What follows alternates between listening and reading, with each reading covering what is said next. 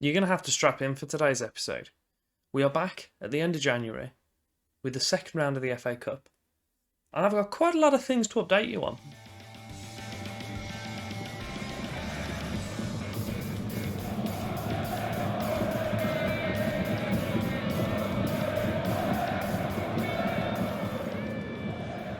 Welcome back to episode 42. There's a few things on the screen that are probably jumping out at you. It's all a bit good at the moment.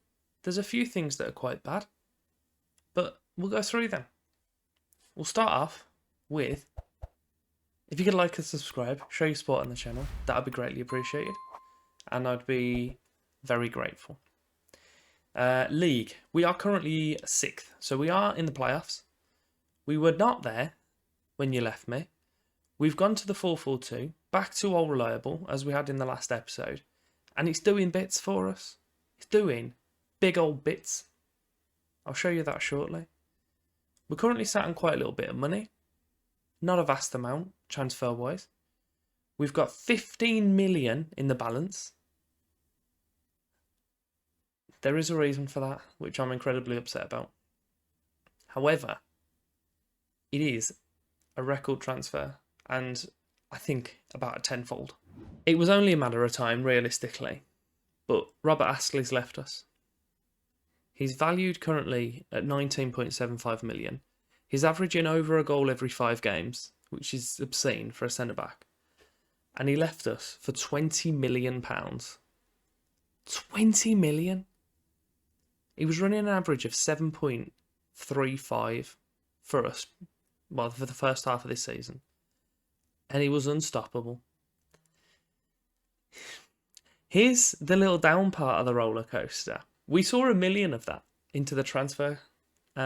So we weren't able to replace him with a defender of similar quality. I don't think we'd have been able to if we had 100 million, because a similar quality defender just isn't interested in us. I was looking back to Man City to see if we could bring back Cookney, because he did a very, very good job for us at the end of last season. And he's already familiar with us, and Man City aren't going to ask much money. We have got a player on loan from Man City, but it's not Cookney. It's Graham Wilson. He's back, and I am over the moon. He's going to be playing our deep line forward, because Messam is absolutely tearing apart at the moment. He's currently worth 2 million. We're paying not a penny. Over the moon about that. He played for us last year and got 12 from 23. We'll want to see that again. We've also sold Hubert Grashik. He went out to Villa, behind my head at the moment, for 40.5 grand. I'm not sure why Villa signed him, but that they have done. And we've also loaned out Terry Hussey. In quite a few players, 600 grand. We bought in Mariusz Kot that we're aware of. I showed him you last episode. We also bought in a new left winger called Andrew Davy Llewellyn. Very, very good. Very reasonable price. However, he picked up an injury in his first game, 50 minutes in, and it was labelled as a serious knee injury. But fortunately, it was only about 3 to 4 weeks that he's out. We've also brought in Claudio Calva on a free. He looks pretty handy. He's either going to be one of the wide midfielders for ourselves, or maybe more cover for the strikers. He doesn't look particularly competent as a striker, to be honest. So I'm thinking we'll use him as this kind of inverted winger role and see what he can do there. If not, we'll flog him, because he's currently worth 5.5 million, and we brought him in on a free. So it's got to be a win-win, surely. Our replacement for Astley at centre-back, we brought in another loanee of Brodie Bailey from West Ham. He looks more than competent. 6'4", 18 jumping reach. Issue is he's only got 9 headings, so he gets onto most headers. He just doesn't know where he's going to put them. He did spend half a season on loan at Stoke. I assume it's half a season. He only played 12 games. Had a rating just shy of 7, so he's pretty decent in that regard. He's also had a year out on loan in the MLS. Only playing 5 games, but we'll give him some game time here. Hopefully he can kind of fill the gap for us, and we can sort it out in the summer. Also what we've had, which is weirdly almost like a new signing, Liam Bacon's just came out of nowhere and decided to be incredibly good. So he's one of our youth players. I've realised my head's almost in the wrong position, so I'll move it and I'll minimise it So he's played, you can see, 6 games and scored 2 for us. He's pretty handy, pretty fast as well, 6'2". So he's either going to be this left mid role that I've been training him into, or either the support forward or the advanced forward. Possibly advanced, to be fair, because his passing's not fantastic. And game-wise, since you were last with me, which were the games against Blackburn and Palace, we started off with a 1-0 loss. We just did. Since then, we haven't lost a game. We've played Exeter 1-3-0, Sunderland 3-1, Charlton 4-0. At any point you want to stop these and have a little look in a bit more depth, you're welcome to do so. I've got the goal scorers on the screen just to the left of my head, and obviously the scores above it. West Ham, which was probably the biggest surprise of here, we beat them 3-0, quite comfortably to be fair. Followed that up with a 1-0 win against Sheffield, who were second at the time. Started off the calendar year with a 2-2 against Stoke. 2-0 up within 10 minutes. I thought we were going to smash them as well, and then we just didn't. 2-0 win against Birmingham. Obviously, I don't think we've lost to them. I'll have a look at that in a minute. Middlesbrough, 1-0 win. Our first game of the FA Cup, which oddly I think is the game we've struggled at the most. A 1-0 against Tamworth, who were in the Vanarama National North. But we got through that round, fortunately. We then played Burnley, a 3-2 win for us. And most recently, a 5-1 win against Millwall. Do you know what? I've completely lied to you. We've played Birmingham 7 times. We've lost once. We've got a goal difference of 9 and points of 14-5. So it's evident who's the best team there, isn't it? We'll be going into the game now against Ipswich, who are a League One team. So we should be able to get through these without much issue, hopefully. They have got Eddie Parks, who's one of the players that I was chasing for ages from Man City, and he just didn't want to join me. And should we get through the game against Ipswich, we've got another League One team lined up in the 5th round, which I believe is one off the quarters. So if we can get through both of those, we're doing pretty well and putting up a pretty good account for ourselves. Carlton is going to be starting in goal for us against Ipswich, so he hasn't left. We do still have a chance to be able to sell him. Palace are interested, so I'll offer him out. But he's not really... Oh, he's very interested, to be fair to him. But I've put an asking price on. A few people offered, but they offered like pittance. And he didn't kick off, so that's good. In front of him for the game, we'll be playing Boadu, Bailey, McBride and Norris. Casareka and Davy Llewellyn outside of Stevenson and Peake. And then Wilson's back in a Cadbury shirt up front alongside Messam. Messam currently has 21 goals for the season. There's a goal kick to start off for Ipswich. He launches the ball forward and Bailey gets his first little bit of action on camera.